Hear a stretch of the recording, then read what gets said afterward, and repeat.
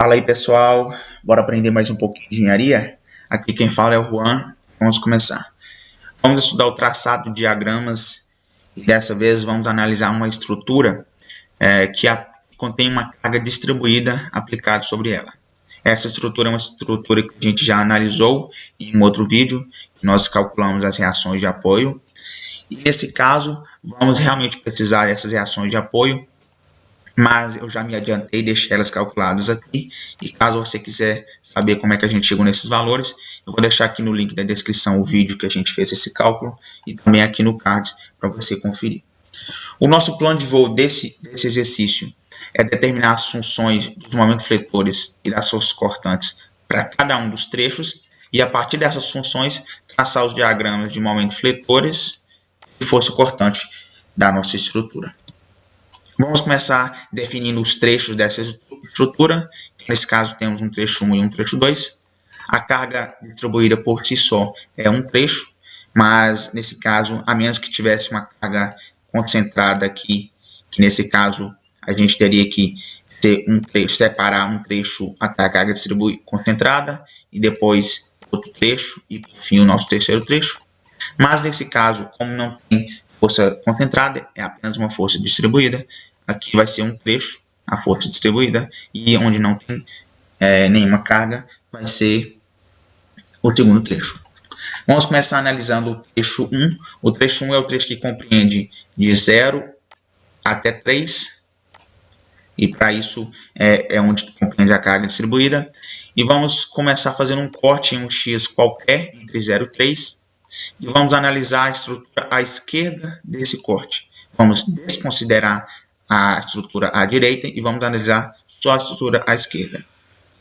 Uma vez que a gente faz o corte, onde a gente faz esse corte, a gente consegue definir os momentos internos desse ponto, que é o MX e o VX. Como temos uma regrinha, quando olhamos a estrutura à esquerda, a cortante está apontando para baixo e o momento no sentido anti-horário. Nesse caso, vamos precisar do valor da cortante, como está explícito aqui nesse desenho. O nosso trecho 2, o nosso trecho 2, esse compreende esse trecho que não tem nenhuma carga, e vamos fazer um corte no X aleatório. Vamos continuar olhando a estrutura para o lado esquerdo, ao lado esquerdo do corte. Vamos desconsiderar o lado da direita e vamos olhar para o lado à esquerda do corte. Novamente, vamos ter o cortante apontando para baixo e o momento apontando para o sentido anti-horário. O trecho 2 é o trecho que compreende o X entre 3 e 4, então seria quando o X chegar em 3, ele sai do trecho 1, vai para o trecho 2 e vai até 4. Vamos começar agora a fazer o cálculo das funções. Nós vamos precisar calcular a função Vx e a função Mx para cada um dos trechos. Nesse caso, vamos utilizar o somatório de força em x e o somatório de momento em relação ao ponto P. O ponto P é o ponto onde foi feito o corte em ambos os trechos. Começando com o trecho 1, vamos ter que fazer o somatório de forças em y no trecho 1. Aí, como é uma carga distribuída, a gente vai ter que primeiro transformar essa carga distribuída de 10 kN. Nós vamos ter que transformar ela, que é 10 kN, ao longo desse X. Essa carga aqui, que é 10 kN, nós vamos ter que transformar ela em uma carga concentrada. Ela é 10 kN aplicada ao longo de uma distância X, porque nós fizemos um corte aqui em uma distância X, então nós queremos transformar apenas essa parte que a gente está aqui embaixo, que é uma distância X, em uma carga concentrada. Como essa é uma carga distribuída retangular, basta a gente encontrar a área dessa carga. No caso é multiplicar x, base, que é o x, vezes a altura, que é 10. Então, a carga concentrada dessa carga distribuída, a carga equivalente, no caso dessa carga distribuída, é uma carga que equivale a 10x. E aí, a gente transformou na carga concentrada. Para isso, a partir daí, a gente consegue fazer esse somatório de força em x. Nós vamos ter o VA apontando para cima, então positivo, o Vx apontando para baixo, então negativo, e o 10x também apontando para baixo, negativo. Fazendo esse somatório igual a zero, a gente consegue resolver essa equação e encontrar a primeira função, que no caso aqui é a função que representa a cortante nesse primeiro trecho, como sendo uma equação de primeiro grau. Então, é uma equação que depende de x, é uma equação que vai variar ao longo do primeiro trecho. Continuando, vamos analisar agora o somatório de momentos em relação ao ponto P. No caso, é o ponto onde a gente fez o corte. Para isso, temos esse momento apontando no sentido anti-horário. E como eu gosto de atribuir, eu atribuo o sentido horário como sentido positivo para momento. Então, como esse aqui está no sentido anti-horário, ele entra com sinal negativo na nossa equação. Em relação a esse ponto P, essa força, essa reação VA, ela gera um giro nesse sentido, então no sentido horário, portanto, entra com sinal positivo. O momento é 18 vezes x, x é a distância do apoio até o ponto P, então 18x, positivo. E a força de 10x, que é a carga concentrada, que a gente transformou essa carga distribuída em uma carga concentrada, aplicando no centroide dessa carga distribuída, ou seja, na metade desse x, ela está gerando um giro no sentido anti-horário. Então, nesse caso, ela entra com um sinal negativo também. E nesse caso, vai ser 10x multiplicado por essa distância aqui. Essa distância é x sobre 2. Então, x sobre 2. E resolvendo essa equação, a gente chega, resolvendo essa equação em si, a gente chega nesse resultado, que é a função do momento que representa, da função que representa o momento nesse primeiro trecho, sendo uma função de segundo grau.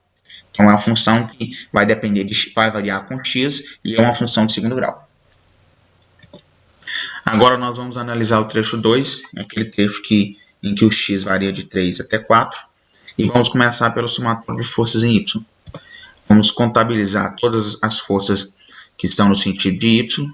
Então, nesse caso, vamos ter VA apontando para cima, então positivo, igual a 18 kN, 18,35.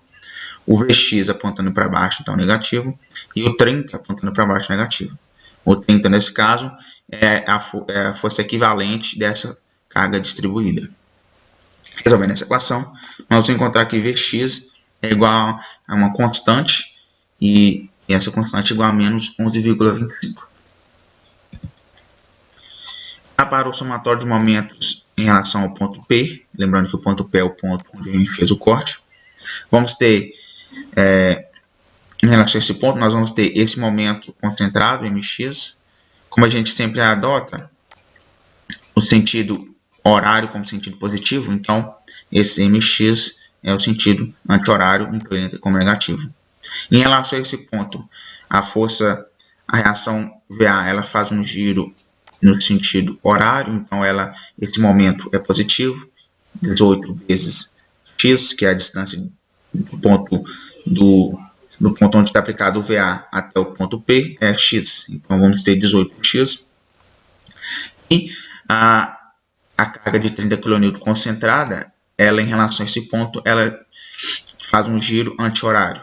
Então, o momento gerado por ela é negativo. E nesse caso, é 30 vezes essa distância aqui.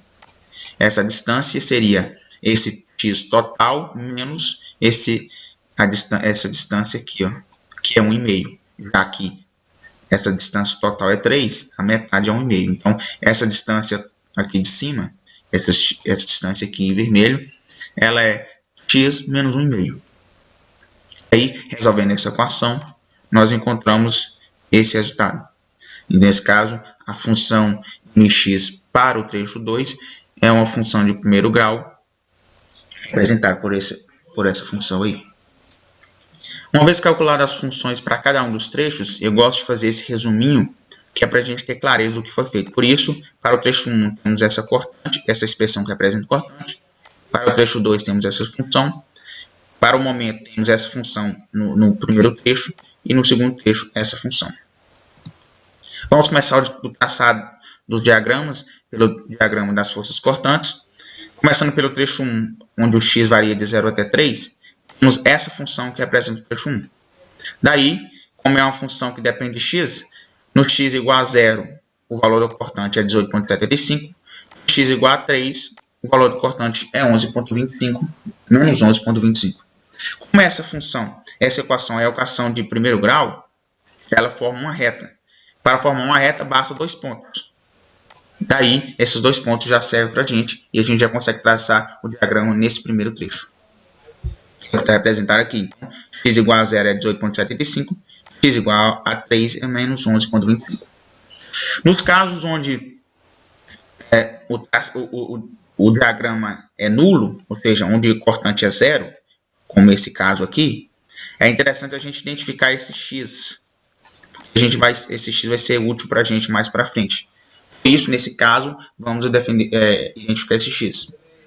Vamos calcular esse x utilizando semelhança de triângulos, onde essa altura de 18,75 está para esse x, assim como essa altura de 11,25, né? Vamos desconsiderar o menos e vamos considerar só o módulo desse valor, está para esse x' aqui, por exemplo.